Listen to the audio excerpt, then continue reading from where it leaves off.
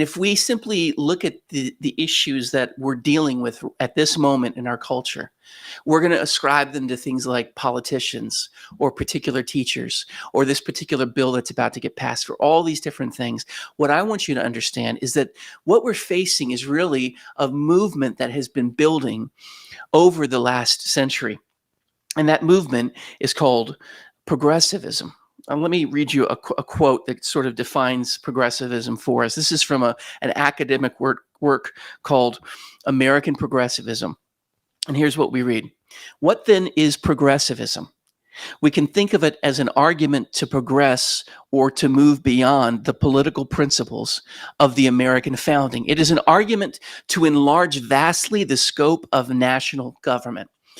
As America went through major changes, as there was a scientific revolution at the end of the 1800s called Darwinism, as there was an industrial revolution, there were also philosophical revolutions, there were psychological revolutions, there were governmental revolutions, and many of them were bound together by this idea of progressivism, this idea that the founding of America and the Judeo-Christian values on which it was built, these things were now updated. And so there were fundamental convictions about the nature of humanity, about the role of government, that were a rejection of the founding principles of America. So I want to just kind of give you a sense of contrast between these two things. First of all, there were different beliefs about people, different beliefs about humanity. The founders believed that all people were created by God. Progressives believed that people were the product of evolution. Now, anybody who knows anything about American history and about the founders know that they had flaws. They were people of their time. There were moral issues that they did not confront. There were moral evils that they perpetuated. We know these things. But there was a fundamental moral conviction about the nature of humanity that was infused into the United States that made us pretty unique. We read about it in the Declaration of Independence. We hold these truths to be self-evident, that all men are created equal, that they are endowed by their Creator with certain unalienable rights, that among these are life, liberty, and the pursuit of happiness. We know that not everybody received those rights early in America's history, but those ideas, that idea is what led Americans to go to war to set people free so they could inherit those rights for themselves.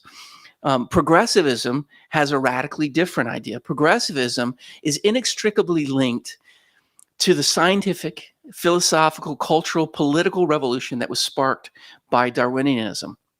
At the heart of progressivism and Darwinianism, there was a fundamental denial of creation as a meaningful expression of divine purpose. In other words, the world got here not as a result of a loving God who crafted it and shaped it and gave inherent value, essential value to every human life. Instead, it was a result of a mindless, natural, godless process. Progressivism was also driven by this optimistic confidence that modern man had all the tools that we need to direct our own evolution. So the saying went, we're making all these discoveries and we're realizing all these different new forms of technology and we're penetrating the mysteries of science and nature. So as a result, people began to believe, well, then we can direct our own evolution. And in fact, there became what you could call a moral mandate in the hearts of many progressives that we need to direct this, and we need to use the power of government to do that. Another belief about humanity that was radically different between the founders and the progressives. Progressives believed that people come first. Right there in that founding document, all men are created equal, that they're endowed by their rights, that it's not the right of the government to decide who gets rights and which rights they get. They're given to us not by government, they're given to us by God. And so people come first, individuals come first. Progressives believe that society comes first. Because they were animated by the philosophy behind Darwin's view of natural selection, they believed that the greater good was what was most important. It was the greater good of the species that was much more important and that trumped the rights of individual people. And so in the name of greater good, you could trample on the rights of individuals. There was no such thing as inalienable rights in the minds of these early progressives. Uh, Third thing that we see, a belief about humanity, the founders believed very deeply that humans were born flawed, that, you've heard that old saying, power corrupts, absolute power corrupts absolutely. And that was a deep belief of the founders, that you had to be careful because people tended to want to abuse power. And people were, in fact, born in sin. They had a theological understanding of that. The progressives believed something really different. They believed that society is perfectible. They believed we could reach this place of optimal expression of human good, what philosophers have called utopia. Now, these convictions about people were wedded also with convictions about the government, and they were linked together. I hope you're finding this as interesting as I am. I promise this isn't just going to be a history lecture. But these were ideas that began to take root, and these beliefs about humanity gave rise to beliefs about the role and the purpose and the nature of government. What are some of those beliefs? Let me give them to you. First of all, the founders believed that government is there to guard the rights of people. In other words, the government is not there to give the rights, they're there to guard the rights of people. Progressives believe that government is there to impose a better society on people. If you look at the story of the 20th century and you see the struggle between those who adopted the progressive view and those who believed in the founding vision of our country, what you see is that there was a stretch and a push towards believing a greater society, and where necessary, imposing this on the lives of other people. Now, of course, every person wants us to progress, but the basis of that is radically different in progressivism and in the founding vision of America. Third thing, the founders believed that limited government lets people define their own destinies. In other words, there's a belief in equality of opportunity. Now, I've already talked about this.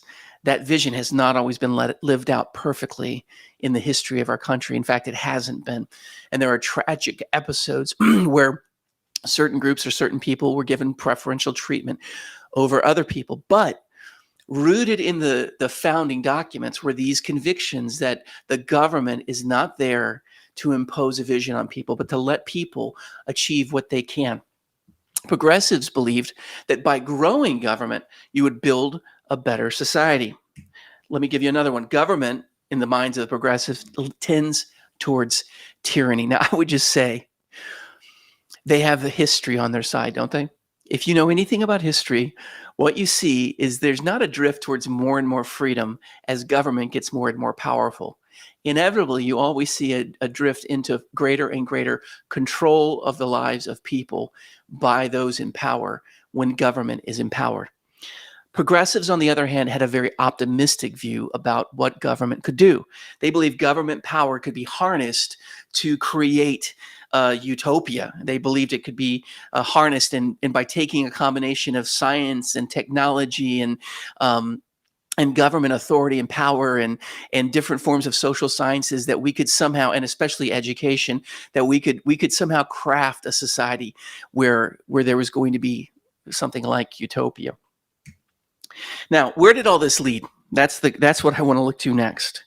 Where did this vision of what it was all about, where did it lead? Well, in very short order. In fact, Charles Darwin's own nephew was a man who founded a movement that became known as eugenics. Eugenics was the idea that we could perfect human beings, and then, in fact, we should perfect human beings, that the species was more important than the individuals. All of his ideas were drawn directly from a Darwinian view of the human race. And so there was this idea early on that was supported not just by not by fringe, strange people, but by people who were at the very center of society. And eugenics was this idea that we could create perfect genetic heritage for human beings. Now, let me ask you a question. When you hear about the master race, who do you tend to think of? I'm guessing that if you're paying attention, you probably thought of Adolf Hitler, right? The Nazis. You know, the crazy thing is that the Nazis got their ideas from American progressives. This isn't up for historical debate. It's actually a fact. I've done a whole lecture on this, and there are entire books that are written about it. In the early 1900s, the academic elites were people who believed that we needed to perfect the human race, both by encouraging good traits and by getting rid of those or preventing those with bad traits from having children. Academic elite institutions like Harvard, Yale, Stanford, University of Michigan, University of Chicago, they led the way on this. In fact, one highly respected author, a man named Madison Grant, who sold over 1 million copies of his book called The Passing of the Great Race, argued explicitly for scientific sterilization of those who don't meet the right criteria. And in that time period, over 60,000 Americans were forcibly sterilized. Not only was there forcible sterilization that was taking place, but there was a propaganda battle that went out into the entire society. State fairs would have signs similar to this. Only healthy seed must be sown. Check the seeds of heredity and unfitness by eugenics. Fascinating, isn't it? These sorts of posters would be seen all over the place. This is actually from a state fair. Now, I'm going to give you a second to read part of it, but the real part is over there on the right side. How long are we Americans to be so careful for the pedigree of our pigs and chickens and cattle, and then leave the ancestry of our children to chance or to blind sentiment? In fact, during this time, the Supreme Court authorized a woman who was admittedly of low intelligence, but who was a normal person, to be sterilized in the 1920s. These are some of those things that were going on. So what is it that happens when people decide it's their role to perfect society, that there aren't fundamental inalienable rights, that individuals don't have basic rights, and it's the government's job not to impose their vision of what the right life looks like on that person, but instead to allow that person to live according to their convictions? What does that look like? It looks like the eugenics movement.